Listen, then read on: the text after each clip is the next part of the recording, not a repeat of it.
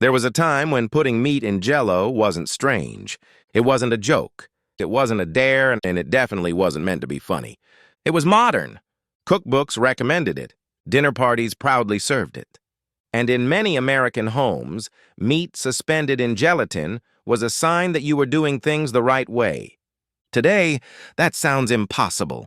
We look at old photos and wonder how anyone could eat that, let alone serve it to guests. But here's the thing. Americans didn't eat meat in Jell-O because they had bad taste. They ate it because, at the time, it made perfect sense. And before we get into why, if you enjoy exploring the hidden stories behind everyday food and culture, this is exactly what we do here on Explore the Why.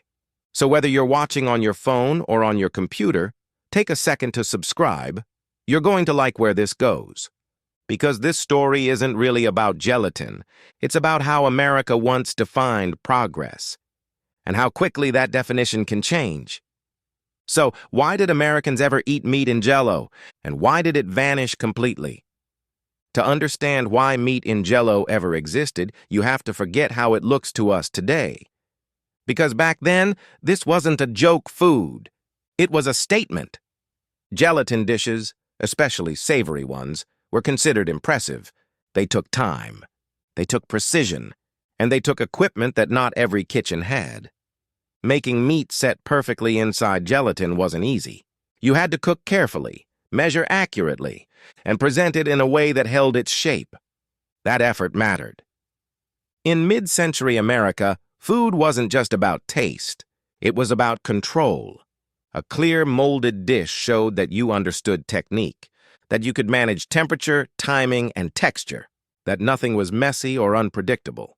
And that kind of control signaled status. Serving meat in Jell-O told guests you were modern, organized, up to date with the latest ideas in cooking. This wasn't everyday food. It was party food, special occasion food, the kind of dish meant to be admired before it was eaten. What looks strange to us now once communicated something very specific, that you were living in the future and you knew how to make food behave. In early to mid-20th century America, gelatin wasn't seen as artificial or suspicious. It was scientific. This was an era obsessed with progress, with laboratories, measurements, and the promise that technology could improve everyday life.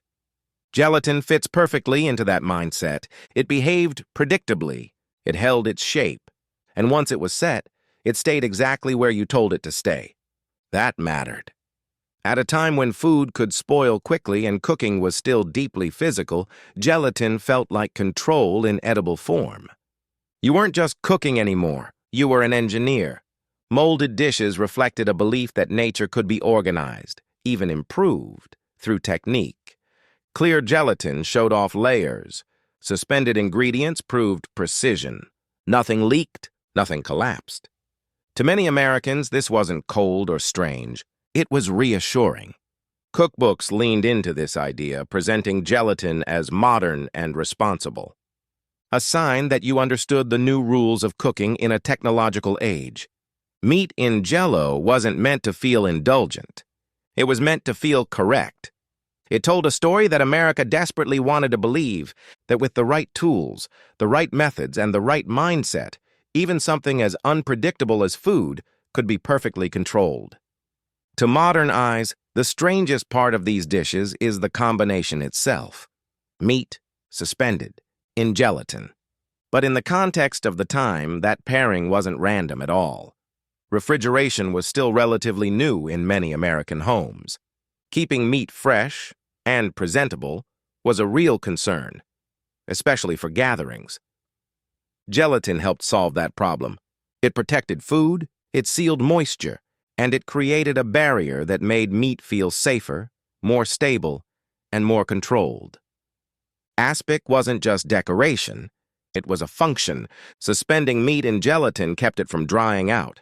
It allowed dishes to be prepared ahead of time, and it ensured that everything arrived at the table looking exactly the same as when it left the kitchen. That consistency mattered, especially in an era when hosting was about presentation as much as hospitality. Meat in Jell-O wasn't meant to be comforting. It was meant to be impressive. The goal wasn't warmth or richness. It was an order. Clean edges, defined shapes, no mess. What we see today as unnatural once represented something very desirable: food that behaved, food that stayed in place, food that followed the rules. In a world still learning how to manage abundance, gelatin made meat feel disciplined. And discipline at the time was the whole point. These gelatin dishes weren't just about food science. They were about expectations. In mid-century America, entertaining wasn't casual. It was a performance. And the kitchen was where that performance was judged. Savory gelatin dishes, especially meat in Jell-O, became closely tied to the idea of the perfect hostess. Someone who was organized, prepared, in control. These dishes could be made ahead of time. They could be unmolded flawlessly. They sat patiently, waiting to be admired. That was the point. Serving meat in Jell-O showed that you had planned carefully, that nothing was rushed, that nothing was left to chance. Cookbooks framed these recipes as practical and responsible, ideal for someone managing a household efficiently. This wasn't cooking meant to feel emotional. It was cooking meant to feel competent. The clearer the gelatin, the cleaner the edges, the more impressive the result. And in a culture that valued order, polish, and predictability, these dishes fit perfectly. They weren't meant to be comforting. They were meant to be correct. Looking back, it's easy to miss this layer entirely. But at the time, meat in Jell-O wasn't just something you served. It was something you proved. At some point, the story around these dishes changed.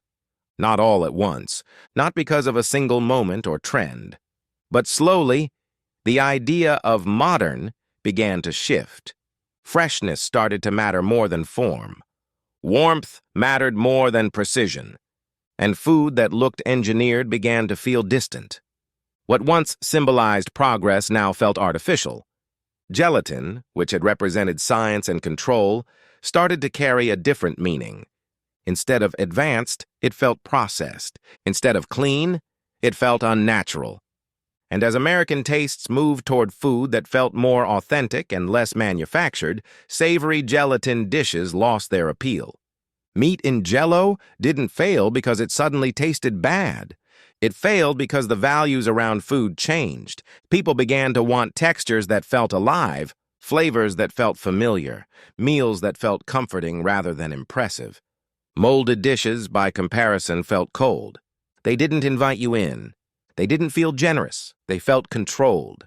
And once a food no longer aligns with how people want to feel when they eat, it doesn't matter how logical it once was. The moment modern stopped meaning better. Meat in Jell-O stopped making sense, not because it was wrong, but because it belonged to a story America was ready to move past. As American kitchens changed, the role of gelatin quietly disappeared. Refrigeration became reliable.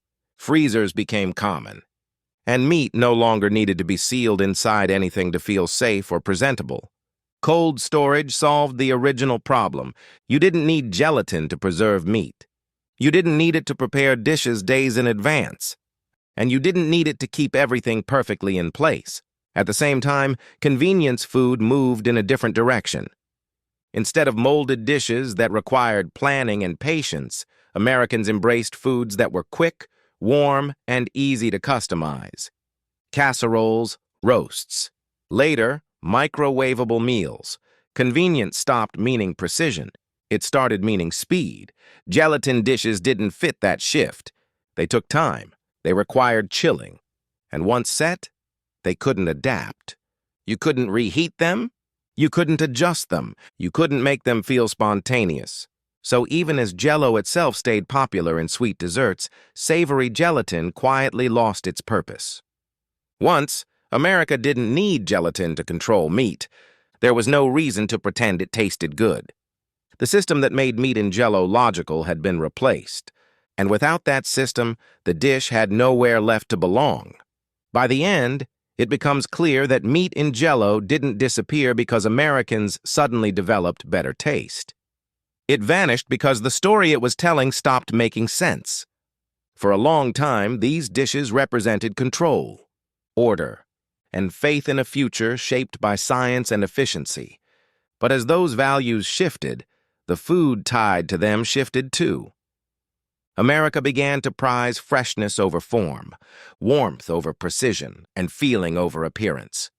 Food was no longer expected to prove something. It was expected to comfort, to connect, to feel real.